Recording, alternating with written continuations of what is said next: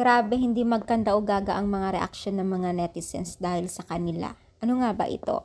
So bago natin ipagpatuloy ang ating pag-support today's video, kung bago ka pa lang sa aking channel, please subscribe po, like and pakit na rin po natin guys ang notification bell upang ma-update po tayo tuwing ako po nag-upload sa mga viral and trending video.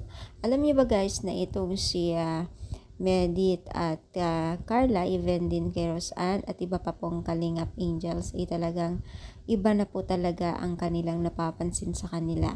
So pinagpapala talaga ang mga Kalingap Angels. Then syempre itong si Merit ganun din po.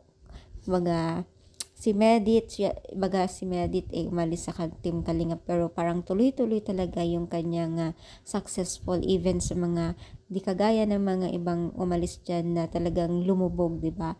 Pero itong si Medit kakaiba ang kanyang tahak, kasi ibig sabihin talagang madiskarte at bless ni Lord na talagang ginagawa niya ang lahat para lang maibigay din niya ang kanyang pangailan sa sarili. Kumbaga hindi siya umaasa sa ibang tao, which is talagang nagiging porsigido pa rin po siya. Kagaya ngayon, ang dami din niyang achievement ngayon na kagaya nila Carla at iba pa pong Kalingap Angels. Talagang masasabi natin na isa sila sa mga pinakaswerte din po sa mga na ipakilala ng Team Kalingap. Kaya sana tuloy-tuloy ang pagiging isang humble po nila, dahil nga po sa kanilang natatamo ngayon talagang hindi mo na talaga masasabi na sila na yung dati, at lalong silang gumaganda at nagiging blooming. Lalo't naman po ay wala na silang problema sa mga financial, di ba? So bless na bless sa mga kabataan na ito. Sana nga tuloy-tuloy din ang pagsuporta natin sa kanila.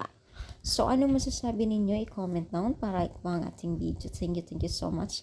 More power and God bless all guys.